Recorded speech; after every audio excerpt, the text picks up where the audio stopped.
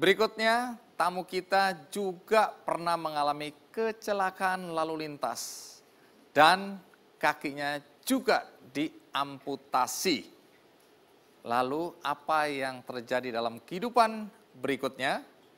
Mari kita sambut Jendi Panggabean.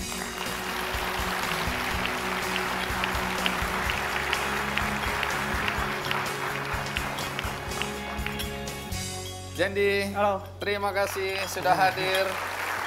Silakan duduk. Omong-omong, kalau kakimu kenapa? Kecelakaan motor. Kecelakaan motor, apa yang terjadi? Bisa cerita sedikit? Dulu waktu tahun 2004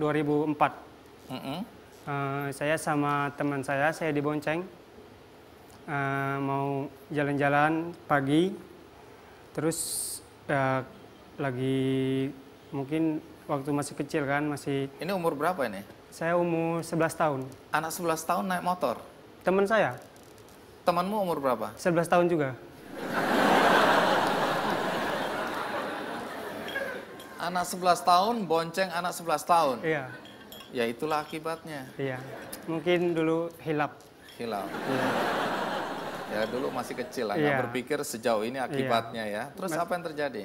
Sudah itu pas kita lagi kenceng kan naik motornya, terus terjadilah itu kecelakaan. Nabrak atau kecelakaan tunggal? Nah, kecelakaan tunggal. Iya, motor itu oleng terus jatuh. Saya nggak tahu lagi apa yang terjadi. Terus saya terpental, nggak tahu. Pas saya udah bangun, saya udah di semak-semak. Tapi saya sadar. Jadi saya lihat kaki saya hancur, keadaan hancur. Gak lama kemudian datang ambulan, saya dibawa ke rumah sakit dalam keadaan sadar terus. Di dalam ambulan itu rasanya saya mau tidur, mungkin itu efek mau pingsan kan, tapi mungkin saya kuat. Jadi saya sampai di rumah sakit tetap sadar terus sampai ke ruang operasi. Pada saat itu juga diamputasi? Iya, saya waktu itu masih dengar dokter bicaranya ini harus segera diamputasi karena kalau kelamaan nanti anaknya kehabisan darah, nanti bisa berefek lebih jelek gitu. Orang tua waktu itu sudah datang atau belum? Orang tua waktu itu belum datang ke rumah sakit. Jadi diamputasi sebelum orang tua datang? Nggak lama kemudian, saya masih di ruang UGD itu, belum ada orang tua, jadi harus ada persetujuan kan yang amputasi. Udah kelamaan paman saya yang tanda tangan untuk amputasi. Tapi nggak lama kemudian bapak sama ibu saya datang.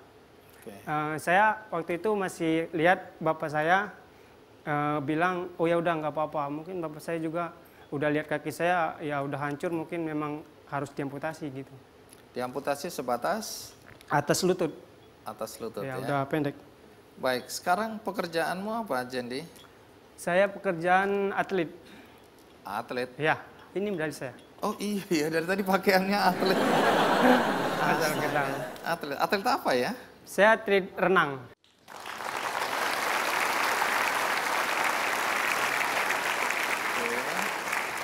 Total berapa medali yang pernah didapat? Ini sebagian saya bawa, kalau bawa semua mungkin saya gini. Sombong. Emang berapa banyak medali yang pernah didapat? Saya udah emasnya udah mungkin 12. Emas? Terus emas segitu banyaknya? Iya. Saya perunggu aja nggak pernah dapat. Teganya kamu, Jendi. Jadi banyak sekali ya? Iya, banyak. Baik, tentu kita semua penasaran bagaimana kisah Jendi sebagai perenang andalan Indonesia. Kita sabar dikit, kita rehat sejenak, saya akan segera kembali. Terima kasih Anda masih bersama saya di acara Kick Andy dan masih bersama Jendi Panggabean. Jendi, pendidikan terakhirmu apa? SMA. SMA? Iya. Pernah sempat kuliah? Iya, dulu sempat kuliah pas taman SMA, tapi karena saya terbentur jam kuliah sama jam latihan saya terbentur. Jadi saya harus pilih satu di antara kuliah sama latihan. Jadi saya tekadin bulat bahwa saya pilih latihan, jadi saya kuliah ngedrop. Tapi pada saat itu orang tua nggak sempat tahu kalau saya udah stop Sampai kuliah. situ. Karena nanti saya akan tanya bagaimana setelah orang tua tahu. Iya. Ya, tapi sebelum itu mari kita lihat dulu liputan berikut ini. Toth in 3, the Hungarian, he's 24, already has a bronze in the 100 free and multiple.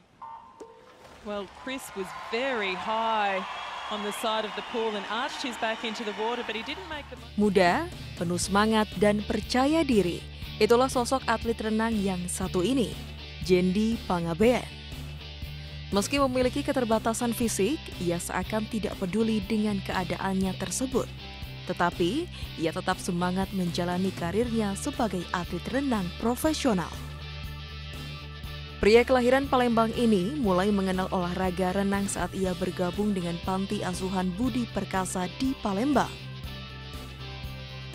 Di sana, Jendi belajar kegiatan-kegiatan non-formal dan olahraga yang memang dikhususkan untuk penyandang disabilitas. Seiring berjalannya waktu, ia semakin mendalami dan fokus dengan olahraga renang. Ia merasa yakin dengan pilihannya tersebut. Tahun 2012 silam, Jendi berhasil membuktikan bahwa dirinya patut diperhitungkan pada cabang olahraga renang. Ia berhasil mendapatkan 2 emas, 1 perak, dan 1 perunggu pada Pekan Paralimpik Nasional di Riau. Tidak berhenti sampai di situ, Jendi juga sukses menjuarai beberapa ajang olahraga renang taraf internasional. Di antaranya, ia berhasil meraih 2 medali emas dan 1 perak di ASEAN Para Games Myanmar. Dan setahun kemudian, Jendi kembali membawa pulang 3 medali emas, 2 perak, dan 1 perunggu pada ajang ASEAN Para Games 2015 di Singapura. Selain itu, tahun 2016 lalu, ia berhasil lolos seleksi dan mewakili Indonesia untuk tampil di ajang Paralimpik di Brazil. Dan kini, ia tengah mengikuti persiapan ASEAN Para Games 2017 di Malaysia. Meskipun dengan keterbatasan fisik yang hanya memiliki 1 kaki, ia berharap dapat terus semangat dan berprestasi serta membawa harum nama Indonesia di panggung olahraga renang internasional. Segala sesuatunya akan menjadi mungkin kalau kita selalu berusaha dan berdoa untuk menjadikan hidup kita lebih baik lagi.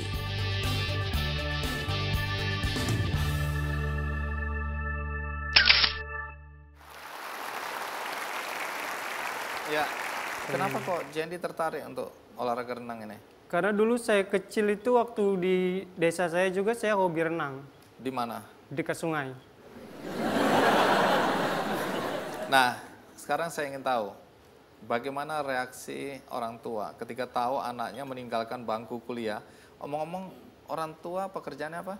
Orang tua saya pekerjaannya petani karet. Petani karet. Iya. Ini jadi berarti dari keluarga yang sederhana ini. Iya, sederhana, sangat sederhana. Ketika orang tua tahu, kan pasti orang tua harapannya anaknya akan lebih baik kehidupannya daripada orang tuanya. Pasti harapan orang tua begitu kan.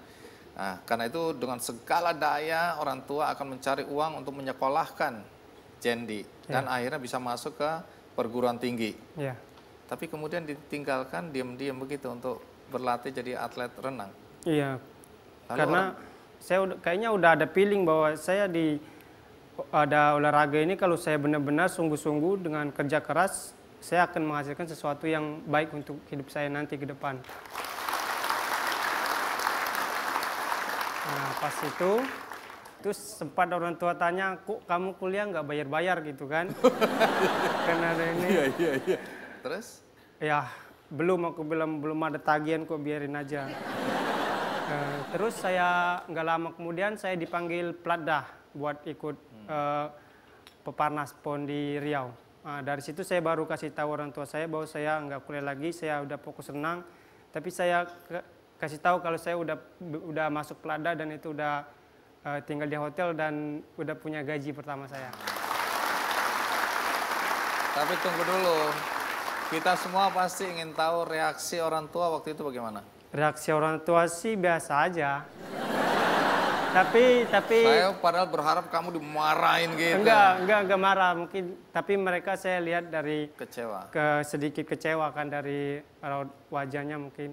Tapi orang tua saya selalu ingat prinsip orang tua saya bahwa ya kamu udah dewasa, kamu harus sudah bisa tentuin yang mana yang baik dan benar buat kamu. Jadi kamu hidup jalani, orang tua cuma bisa mantau kamu dari apa yang kamu lakukan. Nanti hasilnya akan kamu yang tahu hasilnya yang terbaik nanti buat kamu. Nah, setelah akhirnya dapat piala sebanyak itu, bagaimana komentar orang tua? Ya seneng lah. Baik, orang tua ada di sini? Ada itu Bapak. Boleh berdiri Bapak? Wah, iya. Wah, Bapak yang luar biasa ya. Iya. Terus nanti ini katanya sedang dalam persiapan untuk apa? Iya, ini sekarang lagi persiapan pelatnas di Solo. Pemusatan latihannya untuk persiapan nanti Asian Para Games di Malaysia, sama nanti ini juga persiapan jangka panjang buat tuan rumah di Asian Games nanti Jakarta. Tapi ngomong-ngomong, dengan kaki semacam ini dalam kehidupan sehari-hari, apa tantangan yang dihadapi ya? Tantangannya sih nggak ada selain dilihatin orang. Tapi katanya pernah dianggap pengemis ya di bandara ya? Iya, waktu itu pernah dianggap mau ada yang ngasih uang 50.000. Itu padahal kita itu baru pulang dari Glasgow, sekolah dia. Tapi Tunggu. Kenapa sampai bisa dikira pengemis? nggak tahu, mungkin karena kan dari perjalanan jauh, jadi muka udah sembraut, nggak mandi-mandi kan, kelelahan. Jadi kita lama di Soekarno-Hatta nunggu pesawat buat ke Solo. Jadi udah kayak gini, udah lemes di dekat toilet. Ibu-ibu ada di samping gini. Kesalahanmu. Lain kali jangan duduk dekat toilet. Iya. Aduh. Terus Saya ibu-ibu nunggu datang. teman saya, dia kan masih di dalam toilet. Terus ibu-ibu itu datang di samping gini. Terus dia mau pergi, dia kasih saya uang 50.000. Terus Kenapa reaksimu Bu? gimana? Gak apa-apa, ambil aja. Enggak Bu, saya bukan ini, saya bukan pengemis. Oh ya mau ya Mas, katanya gitu. Loh. Terus- kalau aku terima aja. Lumayan itu. Terus? Teman saya datang, terus saya ceritain ke dia. Loh, kenapa nggak kamu ambil, katanya. Itu maksudku. Aduh. Itu maksudku. Dia sempat ngajak kita pindah profesi aja, katanya jadi pengemis bandara. Jangan kali itu jangan. Iya, jangan. Jangan. Tambah turun harga Iya, dia. turun. Kalau gini kan diundang di Kikendi. Kalau kamu jadi pengemis nggak mungkin kamu diundang di sini. Ya. Nah, Jendi, bagaimana sih membangkitkan semangat itu? Kamu anak kecil umur 11 tahun, tapi kemudian bisa punya prestasi seperti ini. Itu dari mana semangat untuk bangkit itu? Ya, dengan keadaan seperti ini, saya harus berani. Saya harus berani tampil di banyak orang. Saya nggak boleh malu, nggak boleh minder intinya gitu. Kalau minder mungkin setiap orang di Pebble pasti dia minder. Tapi bagaimana dia membuat rasa bangkit dirinya itu untuk melangkah ke depan itu lebih baik gitu. Jadinya makanya dari situ saya tekadkan bahwa saya harus kerja keras. Saya udah tekun di renang, berarti saya harus fokus di renang, kerja keras. Makanya waktu Platda dulu, saya nggak mau program, kan ada program PON sama Peparnas kan, yang di Pebble. Saya nggak mau program di Pebble, saya bilang. Saya harus ikut program PON. Jadi saya tiap hari itu harus latihan sampai 14 sampai 15 ribu kilometer. Lebih berat daripada ya Perpanas ini. Jadi kalau sore itu pagi sore, jadi saya harus latihan dan mulai jam 3 pulang sampai jam 7, jam 8 malam baru selesai. Jadi situ saya kuatkan, malah pelatih saya, aduh saya bingung ini anak kok semangatnya gila banget gitu kan.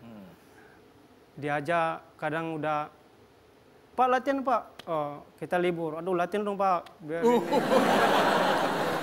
Ya udah kita latihan gitu. Ya udah makan deh situ. Dari situ saya semangat, kerja keras, ya alhamdulillah sampai sekarang prestasi saya naik terus. Baik. Kalau boleh tahu mimpi apa lagi yang ingin Jendi wujudkan?